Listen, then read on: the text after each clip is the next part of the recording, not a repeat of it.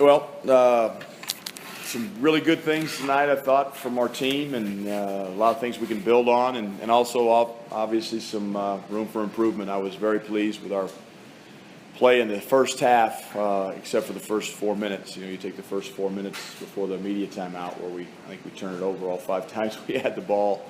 But from that point on, in the first half, I thought we played very, very well and moved the ball. Second half, one of the things we talked about at halftime was winning the second half. We didn't do that, so we've got some things we got to get better at. 13 assists and 15 turnovers isn't the number we're looking for, but we hit our defensive numbers, didn't hit our offensive numbers. Still a work in progress with the Buffs. After that game on Saturday, watching the first 4 minutes today, what was through your head?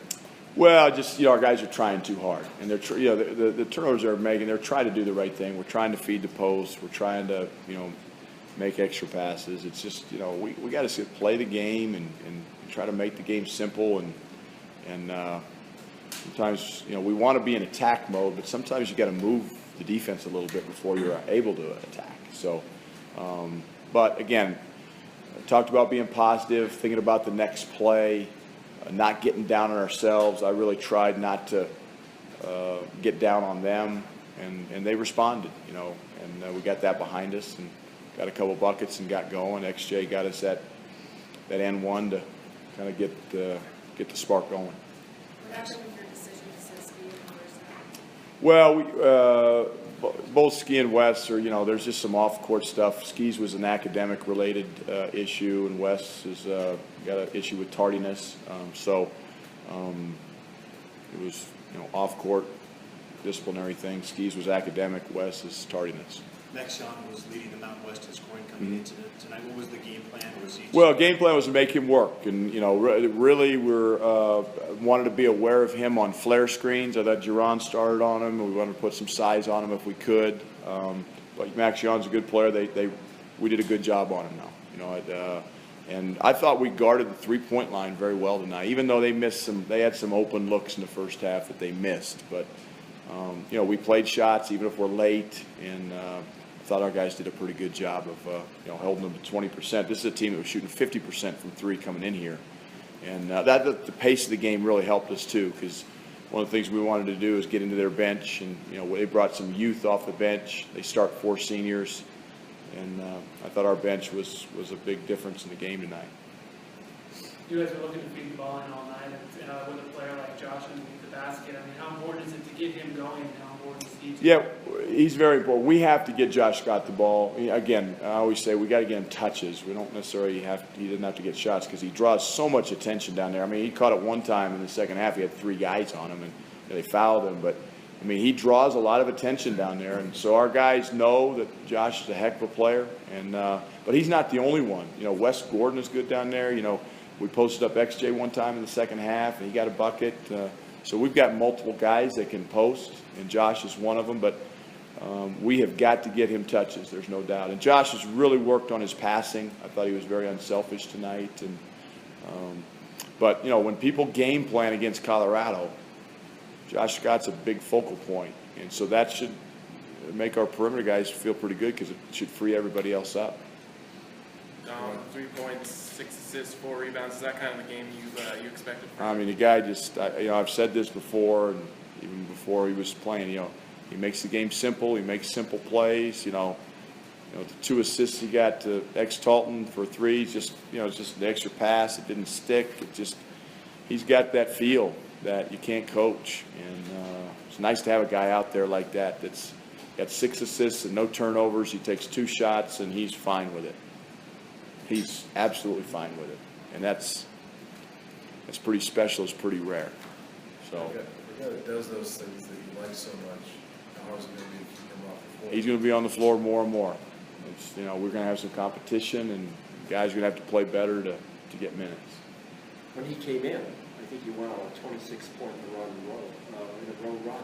Do you attribute that partly to his play? A lot, yeah. Again, I thought he made some plays for us in transition. He's a guy, when the ball's in his hands as a coach, I always felt this way with Spencer. When the ball's in his hands, you feel comfortable. You feel like, okay, he's going to make a good decision with it. He's not going to make a crazy play. And that's not to say he's going to be turnover free his whole career, but he's got a feel that you can't coach when it comes to passing the ball, especially. Well, the last two opponents you mentioned, Scott's going to be a big part of their game plan. They've really clamped down on him.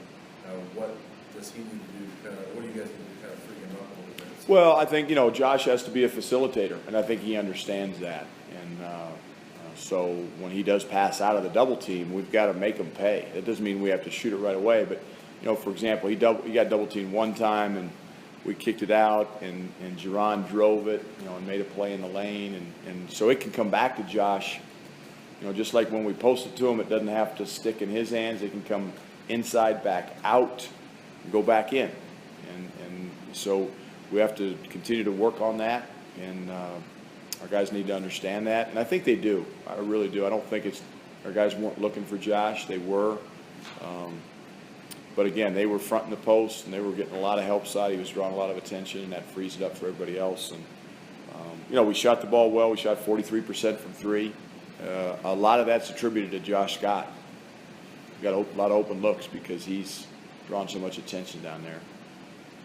When they were making that comeback, it kind of seemed like there were points you guys could put on the board with free throws. And from your big guys in particular, Xavier, Dustin, Josh, 15 to 16 from the line, whatever they were combined. How nice is it to have the big guys who can hit those free throws? Yeah, it's important, and because they're going to get fouled a lot.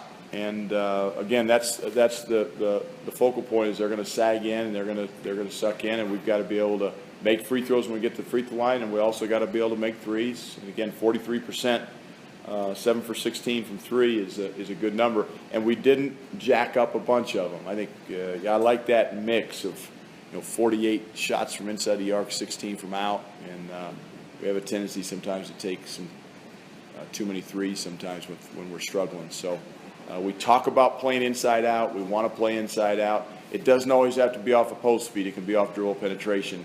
That's where we have to get better in terms of making decisions with the ball. And when they started pressing us in the second half, we wanted to attack that press. We got Josh a couple of buckets and fouls off of that. I thought that was key to kind of extending the lead and putting them away.